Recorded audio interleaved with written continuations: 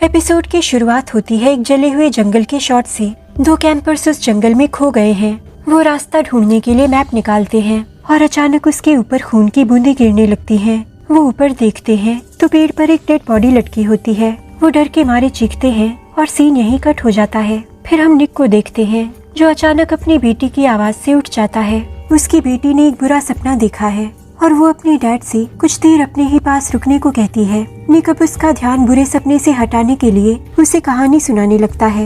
वो उसे अपने उस वक्त के बारे में बताता है जो उसने स्कूबा डाइवर के तौर पर बिताया था। वो उससे कहता है कि समुद्र के अंदर की दुनिया बहुत खूबसूरत होती है और जब वो बड़ी हो जाएगी तो वो उसे अपने साथ समुद्र में ले चलेगा। अब उसकी बेटी उससे कहती है कि कल आप काम पर मत जाना क्योंकि मैंने जो बुरा सपना देखा था वो आपके ही बारे में था और मुझे इस सबसे अच्छी फीलिंग नहीं आ रही। और उसका डर वाजिब भी है क्योंकि उसकी मॉम पहले ही इस दुनिया में नहीं है और वो अपने डैड को भी खोना नहीं चाहती। अपनी बेटी का कंसर्न देखकर वो वादा करता है कि वो कल की प्लान्ड केव डाइव पर नहीं जाएगा। उसकी जगह वो पास ही की लेक में सिंपल डाइविंग कर लेगा। अगले दिन निक एक लेक पर जाता है और अपना फुल डाइविंग गियर पहनता है। जैसे ही वो पानी में जाता है उसे अपने ऊपर आसमान से हेलीकॉप्टर प्रोपेलर की आवाज सुनाई देती है। वो हेलीकॉप्टर पास ही लगी जंगल की आग को बुझाने के लिए लेक से पानी निकाल रहा था।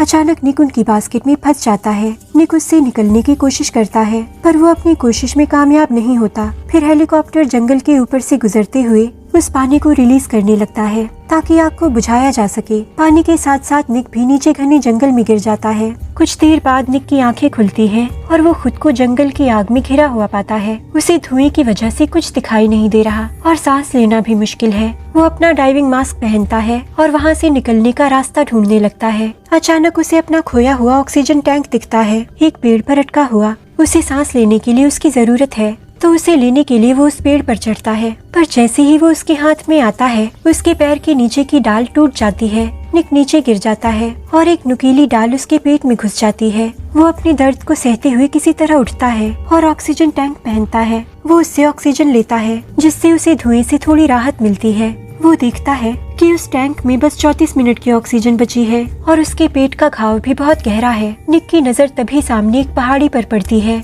जिस पर एक रेंजर टावर लगा हुआ है। उसे लगता है कि वहाँ बैकअप कम्युनिकेशन सिस्टम होगा और वहाँ से वो सिग्नल भेजकर मदद मांग सकता है। पर जब वो उस दिशा में बढ़ता है तो देखता है कि उसका रास्ता जलते हुए पेड़ों से ब्लॉक्ड है। वो इस आग के दरिया को कैसे पार करेगा। अब निक को एक कहानी याद आती है जो उसने अपनी बेटी को सुनाई थी। उस कहानी में एक रैकून था जो अपने पेरेंट्स से बिछड़ गया था और उन तक पहुंचने के लिए उसने हर हालात का सामना डट कर किया और हार नहीं मानी। उसने अपनी बेटी को भी यही सिखाया था कि जिंदगी कभी कभी हमारे सामने मुश्किल हालात खड़े कर देती है पर हमें उनका सामना करना चाहिए बिना हार माने। बिल्कुल उस रैकून की तरह निक जानता है कि उसे सरवाइव करना होगा और अपनी बेटी के पास लौटना होगा। उसी वक्त निक को फिर से उसी हेलीकॉप्टर की आवाज सुनाई देती है। निक मदद के लिए चिल्लाता है पर कोई फायदा नहीं। वो उन जलते हुए पेड़ों के बीच से निकलकर उस रेंजर टावर तक पहुंचने की कोशिश करता है। उसी रास्ते पर उसे एक डेड रेंजर की बॉडी मिलती है। वो उसकी वॉकी टॉकी के जरिए संपर्क साधने की कोशिश करता है पर दूसरी ओर उसे सिर्फ इलेक्ट्रिकल नॉइज सुनाई देती है। निक फिर से रेंजर टावर की दिशा में आगे बढ़ने लगता है और उसे एक वीरान सा कैंपर दिखता है। वो उसके अंदर जाता है और अपना ऑक्सीजन मास्क हटाता है। वो प्यासा है। वहाँ उसे पानी की एक बोतल दिखती है पर उसमें पानी नहीं होता। वो अपने घाव के लिए एक फर्स्ट एड ढूंढता है। उसमें कुछ रबिंग अल्कोहल और बैंडेजेस हैं। वो दर्द को बर्दाश्त करते हुए अपने पेट में गड़ी ब्रांच को बाहर निकालता है। फिर उसे डिसइंफेक्ट करने के लिए उस पर अल्कोहल डालता है और एक पेपर क्लिप को मोड़कर उससे अपने घाव पर टाका लगा देता है और बैंडेज लगा देता है। और इस सब दर्द से एग्जॉस्ट होकर वो फाइनली लेट जाता है। फिर वो एक सपना देखता है कि वो अपनी बेटी के साथ है और वो उसे कहानी सुनाते सुनाते वहीं सो जाता है। अचानक उसकी आंख खुलती है और वो देखता है कि उसके घर के बाहर आग लगी हुई है और उसे कुछ कदमों की आवाज सुनाई देती है। वो अपनी बीवी का नाम पुकारता है पर कोई जवाब नहीं आता। तभी उसे लगता है कि कदमों की आवाज बेड के एकदम करीब आ गई है। वो मुड़ता है तो उसी डेड रेंजर को देखता है जिसकी बॉडी उसी जंगल में मिली थी। उसकी पूरी बॉडी जली हुई है। तभी वहाँ पड़े वॉकी टॉकी से उसे यूएस फॉरेस्ट के सर्विस वर्कर की आवाज आती है और वो नींद से जाग जाता है। निक उसे अपनी सिचुएशन बताता है तो वर्कर उसे जल्द से जल्द मदद भेजने का वादा करता है। निक को थोड़ी तसल्ली मिलती है और वो फिर से लेट जाता है। उसे फिर से एक सपना आता है जिसमें उसकी बेटी उसकी ओर पीठ किए बैठी है। वो निक से कहती है कि आपको यहाँ नहीं होना चाहिए था। निक को लगता है कि शायद आज वो उससे कहानी नहीं सुनना चाहती, पर वो अचानक मुड़कर कहती है कि क्या आप ये फील कर सकते हो। निक को कुछ समझ नहीं आता।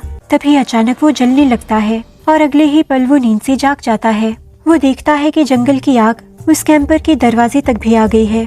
कोई और ऑप्शन ना देखते हुए वो अपना ऑक्सीजन मास्क पहनता है और कैंपर से बाहर निकल जाता है। थोड़ा वक्त बीतता है और उसे वॉकी टॉकी से रेस्क्यू टीम का मैसेज आता है और वो उससे उसकी लोकेशन पूछते हैं, पर सब जगह तो बस धुआं धुआं है, उसे कुछ दिखाई नहीं दे रहा, इसीलिए वो अपनी लोकेशन नहीं बता पाता। रेस्क्यू टीम उसे बताती है कि उसकी ओरिजिनल पोजीशन से आधा मील दूर पूरब दिशा में एक रेंजर टावर है, तो वो वहाँ चला जाए।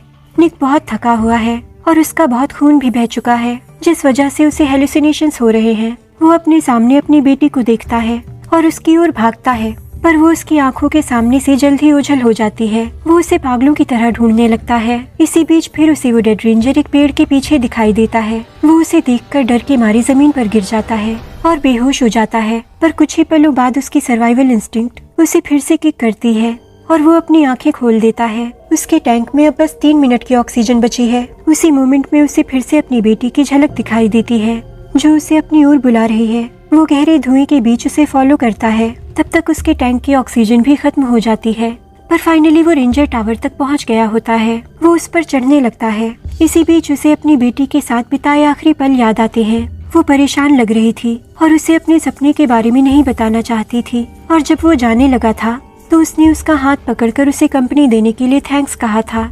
एक सीढ़ी चढ़ते चढ़ते पूरी तरह एग्जॉस्ट हो चुका है।